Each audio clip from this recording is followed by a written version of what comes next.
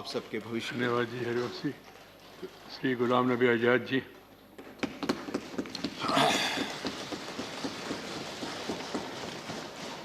माननीय chairman sir,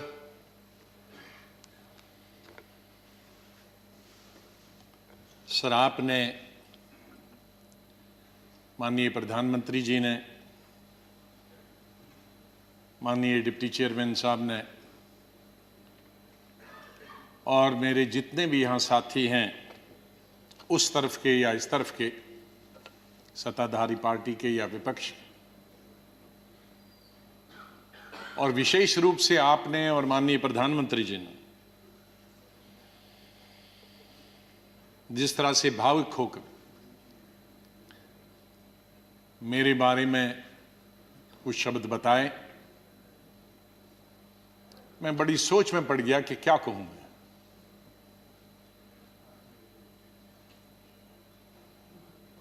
मैं इन 41 वर्षों में जो मेरा लेजिस्लेटिव कैरियर रहा, 28 साल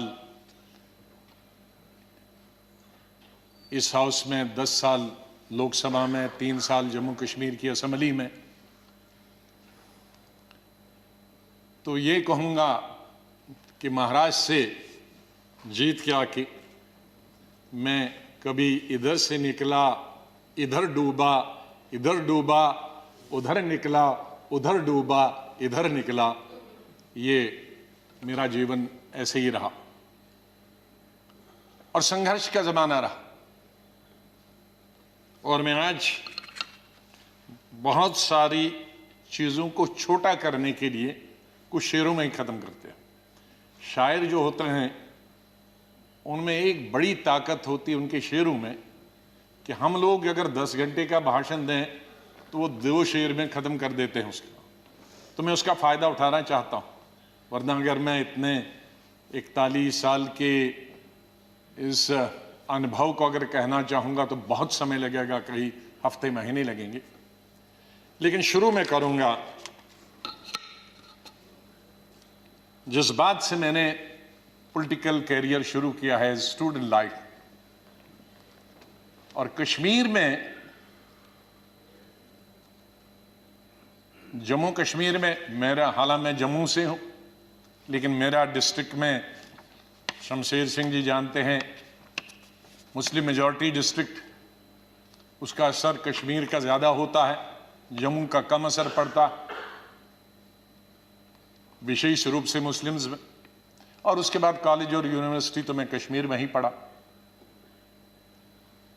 और गांधी को पढ़ता था मैं, नेहरू को पढ़ता था, मौलाना आजाद को पढ़ता था, इन 3 की। तो जो मैंने सीखा है देशभक्ति का स्कूल से लेकर, और वो देशभक्ति आज उन नौजवानों की नजर में जो सियाचिन में है, जो जम्मू कश्मीर में कई दशकों से है, ठंड में है, बर्फ में है, उनके नाम से शुरू करता हूं मैं। खून की मांग है इस देश की रक्षा के लिए, खून की मांग है इस देश की रक्षा के लिए, मेरे नजदीक ये कुर्बानी बहुत छोटी है, दे दो।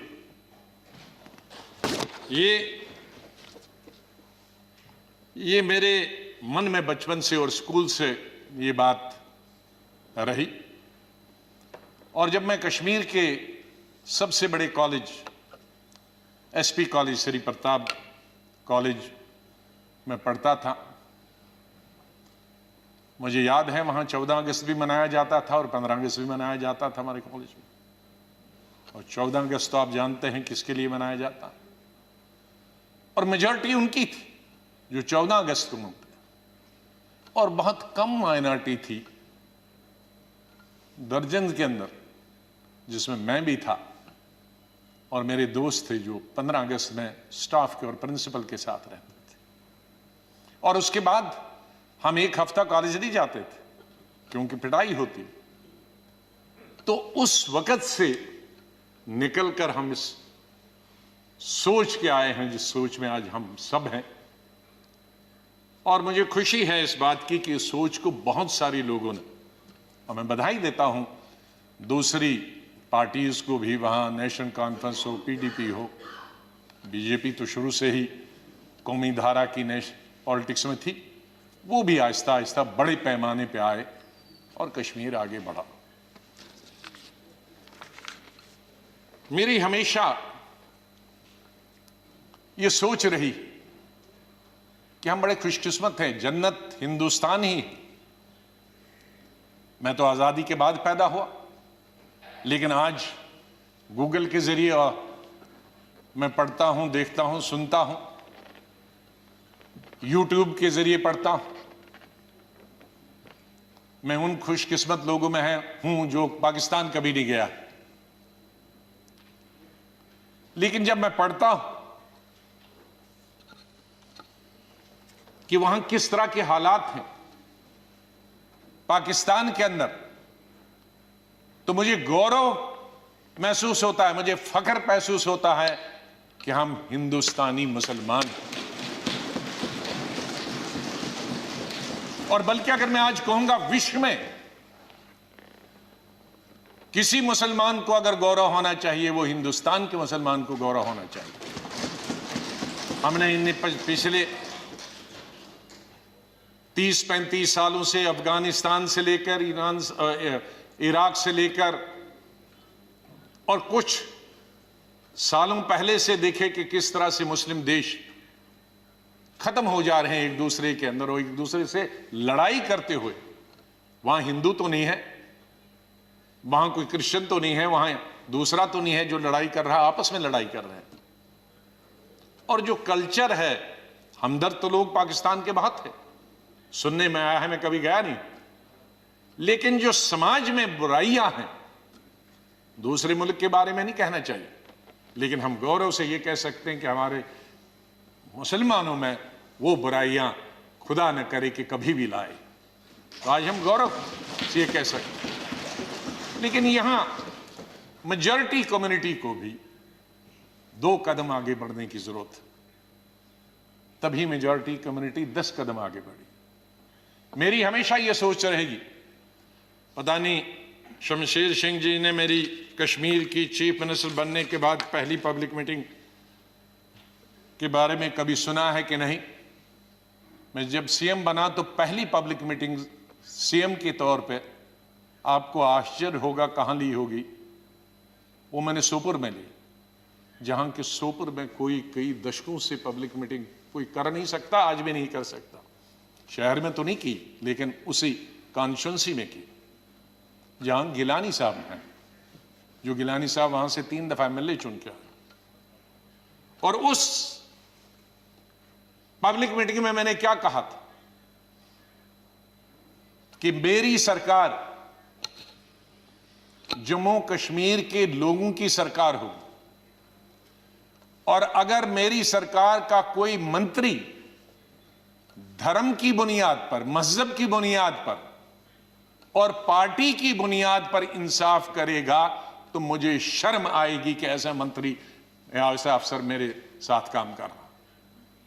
तो मैं उसी सोच का हूं कि जहां भी जाएं मुझे प्यार मिला लोगों का, बहुत प्यार मिला। आनंद शर्मा जी ने जैसे बताया, शरद जी ने जैसे बताया कि उनको तो बहुत अरसे से जानता, मुझे सौभाग्य मिला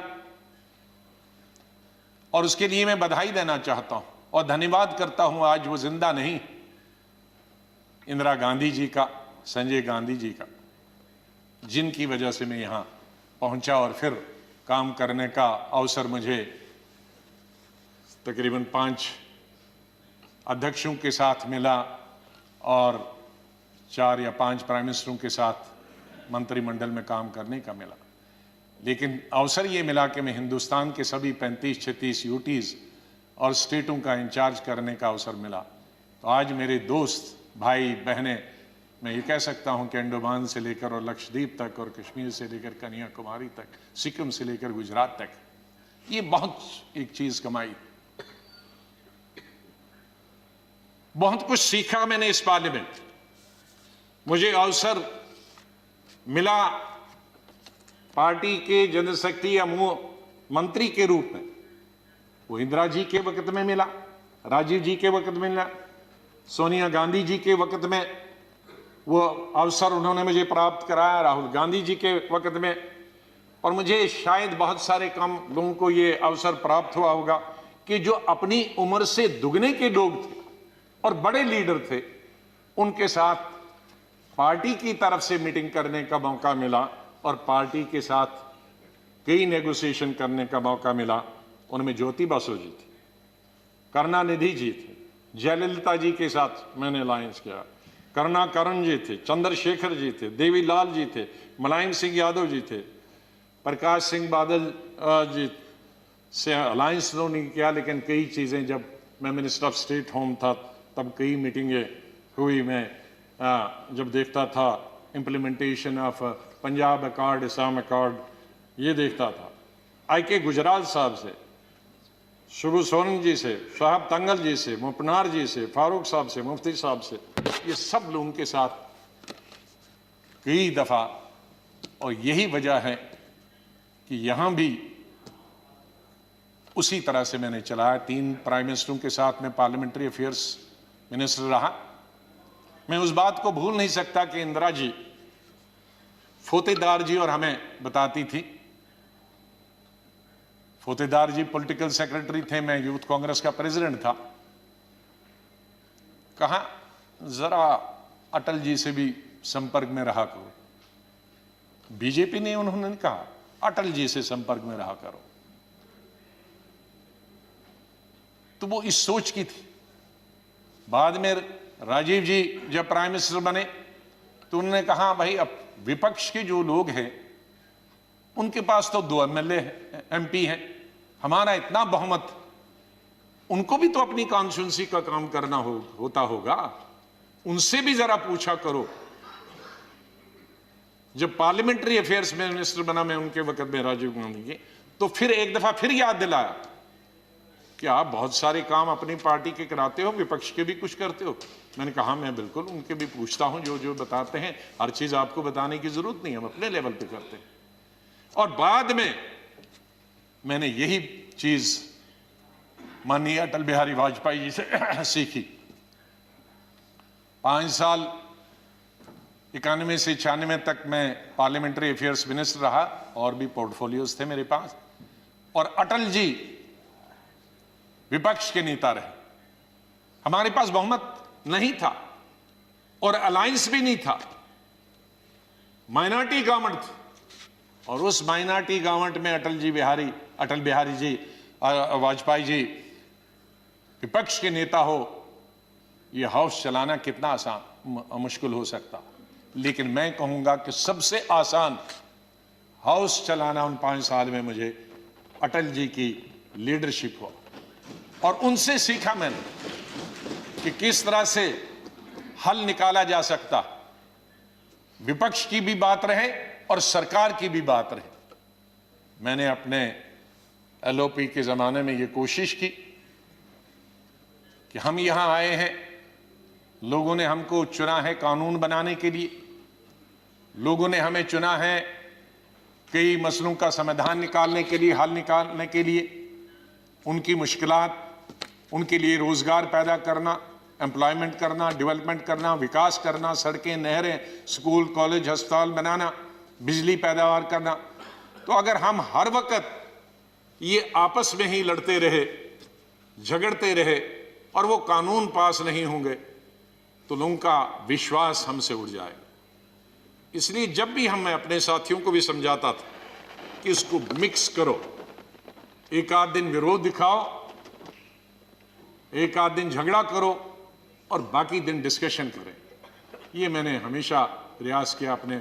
मैं धन्यवाद करता हूं हमारे उस तरफ के भी साथियों को जिन्होंने, और इस तरफ के सभी लीडरों को जिन्होंने उस प्रयास में पूरा अपना सहयोग दिया। मैं अपनी बात गृह मंत्री जी को स्टेटमेंट देना था, मैं उनका धन्यवाद करता हूं, और सबसे ज़्यादा धन्यवाद मैं प्राइम मिनिस्टर का करता हूं कि आपने सबको सुना। आपने इतना समय, 2 घंटे से ज़्यादा यहाँ समय दिया। आप बहुत भावुक हुए, और सच है, हकीकत, अगर सच बताएं सर, मेरे माता पिता की जब डेथ हुई, मेरे आंखों से आंसू निकले, लेकिन मैं चिल्ला के रो नहीं पाया। मैंने जिंदगी में सिर्फ चिल्ला के रोया। और जब रोता है इंसान तो वो कोई चिल्ला के रोने के लिए तो आपको आर्टिफिशियल होने की जरूरत नहीं। वो थी पहली संजय गांधी की मौत, इंदिरा गांधी की मौत, राजीव गांधी की मौत, अलग अलग जगह थी, क्योंकि तीनों मौतें अचानक हो गई थी। शायद अगर नेचुरल मौत होती तो वो चीख नहीं निकलती। और चौथी थी जब सुपर सुनामी आ गया था उड़ीसा में 99। मैं हॉस्पिटल गया अपने पिताजी को दिखाने के लिए और उन्होंने कहा कि इनको गैलेपिंग कैंसर है। मुझे तब तक ये गैलेपिंग कैंसर का नहीं, कैंसर मालूम, गैलेपिंग। तो मैंने पूछा इसका क्या मतलब हुआ, कि ज्योग्राफिकल रेशो से बढ़ता है, 2 का 4, 4 का 8, 8 का 16, 16 का 64, जो बढ़ जाता है, और इसकी अपर लिमिट है 21 दिन। तो 21 दिन आप कहीं मत जाओ। दोपहर को मैं ये लेके आया और सुबह हमने प्रोग्राम बनाया कहीं जाने का, इनको घुमाएंगे। मिसेस गांधी का शाम को फोन आया कि वहां साइक्लोन है, कोई दूसरे जनरल सेक्रेटरी हैं वो जाना नहीं चाहते और तुम ही जा सकते हो। अब मैं उनको कहता कि मैं अगर मेरे डॉक्टर ने ये कहा है तो कहेंगी बहाना कर रहा। तो मैं अपने पिताजी को छोड़कर मैंने कहा 2 दिन में वापस आऊंगा। गुजरात के, ये उड़ीसा के लोगों के लिए एक नई बात कहता हूं, क्योंकि इसका लुल्लू इसका गवाह था, वो इस दुनिया में नहीं रहा। हमारे कांग्रेस का यंग लीडर था, यूं बहुत हाउस होल्ड नेम है आज भी। उड़ीसा जब एयरपोर्ट पे पहुंचा तो 1000 आदमी था, लड़के। तो कहा सर पैदल चलना है, क्योंकि सारे पेड़ जो हैं, शहर पानी में है और सारे पेड़ सड़कों पर है, तो ये 10-12 किलोमीटर पैदल चलना। चले हम। तो सबसे बड़ा काम क्या था पहला, और मिनिस्टर कोई नहीं, चीफ मिनिस्टर भाग गए थे, मिनिस्टर भाग गए थे, कोई एडमिनिस्ट्रेशन, कोई दुकानें तोड़कर मैंने उनकी लिस्ट बनाई पुलिस की मदद से कि उनको पैसे देंगे बाद में। हमने हथियार लिए जंगल काटने के, 3 रातें और 3 दिन। और अटल जी से जाते ही मैंने फोन पे संपर्क किया, अटल जी प्राइम मिनिस्टर, कि ये स्थिति है और हम सड़क तैयार करेंगे, तब आप आइए ताकि हम वहां समंदर तक पहुंच जाएं। 3 रात और 3 दिन हम तकरीबन 1000 लड़के यूथ कांग्रेस के मैंने लगाए काटने में और सड़क। फिर पीएम को फोन किया, फिर वो हेलीकॉप्टर से आए, फिर उनसे राशन मंगाया, फिर उसके बाद मैंने सोनिया गांधी जी को कहा। तो और वहां मैं रोया जब मैंने लाशें देखी, सैकड़ों लाशें तैर रही थी जब हम समंदर के किनारे तक पहुंचे, वहां मैं चिल्ला के रोया। वो 4थी दफा था। और 5वीं दफा जिसका उल्लेख माननीय प्रधानमंत्री जी ने किया और वो भावुक हुए। मैं 2005 में जब चीफ मिनिस्टर बना नवंबर में, और मई में जब दरबार कश्मीर में खुला, तो मेरा स्वागत गुजरात के मेरे भाइयों और बहनों की कुर्बानी से हुआ। मैं अभी 2 ही दिन पहले पहुंचा था, तो वहां स्वागत करने का मिलिटेंट का यही तरीका था कि आप हत्या करो गरीबों की तो वही स्वागत होता। उसका मतलब था कि हम हैं, इस गलतफहमी में न रहना। निषाद बाग जो कि राजभवन के साथ, वहां बस से उस पर लिखा था गुजरात की बस, उसमें हमारे तकरीबन 40-50 गुजरात के हमारे भाई बहनें टूरिस्ट, उस पे उन्होंने ग्रेनेड लगाया और मेरे ख्याल में दर्जन से ज़्यादा लोग वहीं हताहत हो गए और कई जख्मी हो गए। मैं फौरन तुरंत जगह पे पहुंचा, लेकिन तब तक पुलिस ने वो हटा दिया था। फिर मैं जैसे माननीय प्रधानमंत्री जी इन्होंने भी डिफेंस मिनिस्टर से बात की, मैंने प्रधानमंत्री जी से बात की, जहाज आया मी-8 उनको लेने के लिए। लेकिन जब मैं एयरपोर्ट पे पहुंचा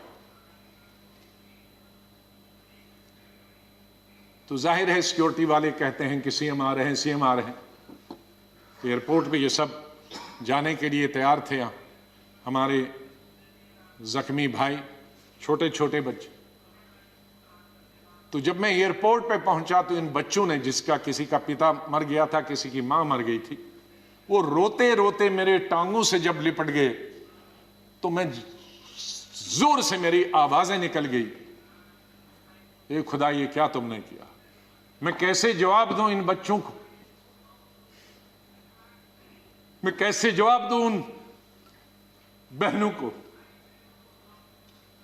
जो यहां तफरी के लिए आए थे, सैर के लिए आए थे, और आज मैं लाशें लेकर इनके हवाले कर रहा हूं उनके माता पिता की।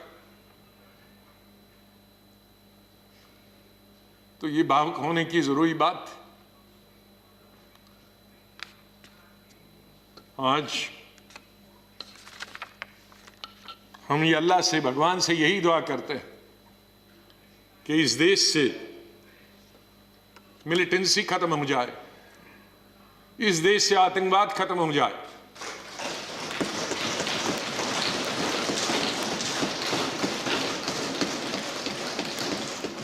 हजारों हमारे सिक्योरिटी फोर्सेस के, आर्मी के, पैरामिलिट्री फोर्सेस के, पुलिस के जवान मारे गए, सिविलियन कई क्रॉस फायरिंग में मारे गए। हजारों हमारी बेटियां और माएं आज बेवा, शायद उनका पति किसी का मिलिटेंट भी, कईयों के मिलिटेंट होंगे, कई क्रॉस फायरिंग। कश्मीर के हालात ठीक हो जाएं। मैं इससे पहले कि कुछ अशार बोलूं, पहले मैंने अपनी फौजियों के नाम बताया था, लेकिन ये शेर मैं बोलना चाहता हूं मेरे कश्मीरी पंडित भाइयों और बहनों के लिए।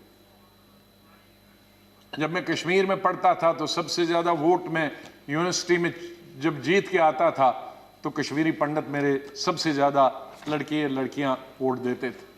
बहुत सारे लोगों को मालूम नहीं कि कश्मीर में लड़कियां हिंदुस्तान के मुकाबले में सबसे ज्यादा, जम्मू में नहीं, कश्मीर में।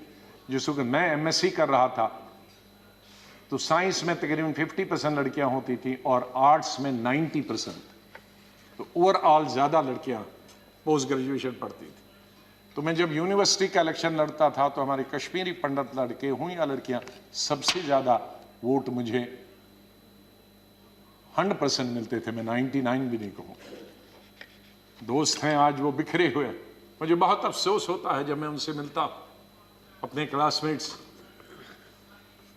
ये उन कश्मीरी मेरे भाई पंडितों के नाम जिनके जो घर से बेकार हो गए, उन कश्मीरी बेवाओं के जो बेवाएं हुई हैं और बच्चे हुए और जो वहां से बिछड़ गए, उनके लिए शेर अर्ज करता हूं। गुजर गया, और ये हमारा जो आज मुद्दत खत्म हुई इसके लिए भी कह सकता हूं, गुजर गया वो जो छोटा सा एक फसाना था, गुजर गया वो जो छोटा सा एक फसाना था। फूल थे, चमन था, आशियाना था। गुजर गया वो जो छोटा सा एक फसाना था, फूल थे, चमन थे, था, आशियाना था। न पूछ उजड़े नशे मन की दास्ता, घोंसला उजड़ गया। न पूछ उजड़े नशे मन की दास्ता, न पूछ थे 4 तिनके मगर नाम आशियाना तो था।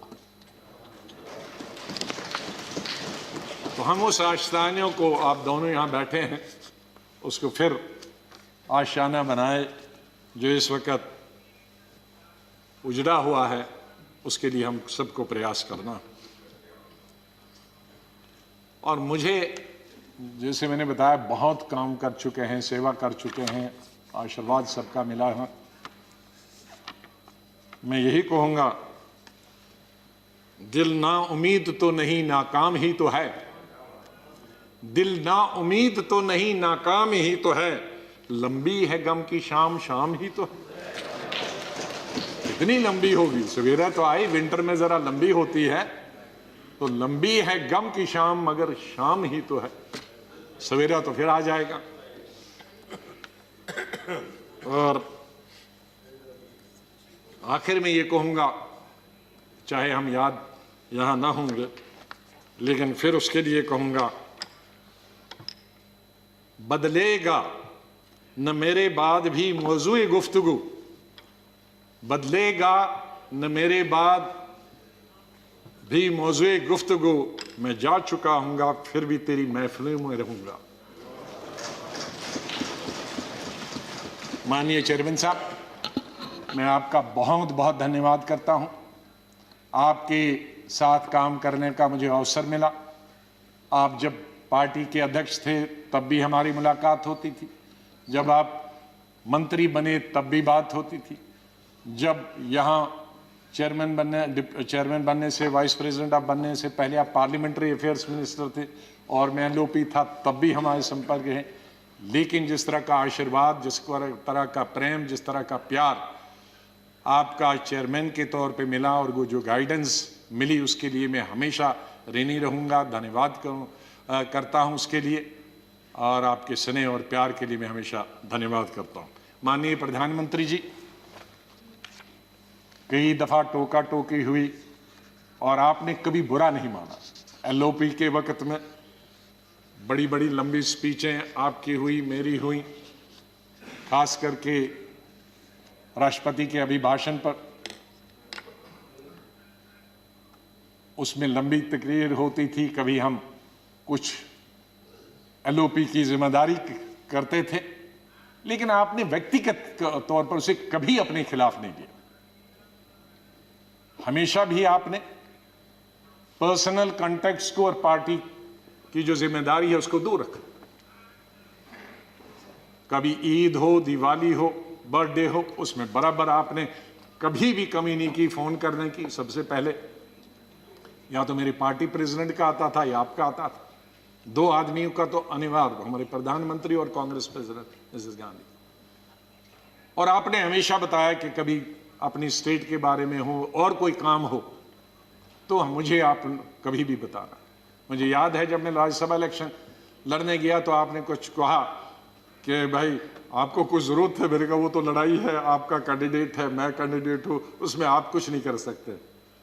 तो ये एक पर्सनल टच जो होता, आदमी भावुक हो जाता है, आदमी सेंटिमेंटल हो जाता है, आदमी इमोशनल होता है। और मेरे संपर्क तो विपक्ष के साथ आज से नहीं, जब पहली दफा मैं एमओएस बना था तब से लेकर आज तक, क्योंकि हम मिलके ही देश को चला सकते हैं। लड़ाई करके, गालियां देकर नहीं, हम अपनी बात अपने भाषणों के जरिए कर सकते हैं। मैं आपका बहुत धन्यवाद करता हूं। मैं माननीय डिप्टी चेयरमैन साहब, मेरे यहाँ हम बेंचमेट रहे, वो हमेशा मुझे याद रहेगा। बहुत सिंपल आदमी है, स्ट्रेट फॉरवर्ड है। कभी कभी हम नाराज होते हैं स्ट्रेट फॉरवर्ड, लेकिन स्ट्रेट फॉरवर्ड हमेशा वो लोग नाराज होते हैं।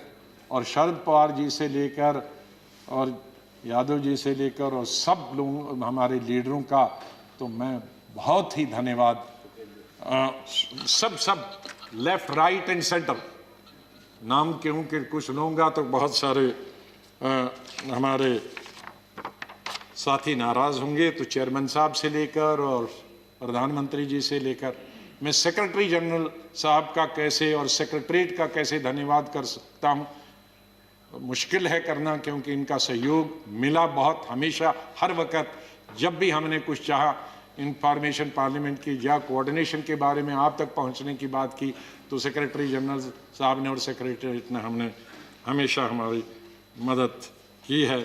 और आखिर इस शेर से मैं आपसे विदाई लेता हूं, और इंशाल्लाह हम मिलते रहेंगे, चाहे यहाँ नहीं मिले लेकिन आगे एक दूसरे के पास आ जा सकते हैं। नहीं आएगी, मैं आप लोगों से बोल, नहीं आएगी याद तो बरसों नहीं आएगी, मगर जब याद आओगे तो बहुत याद आओगे। धन्यवाद गुलाम नबी जी.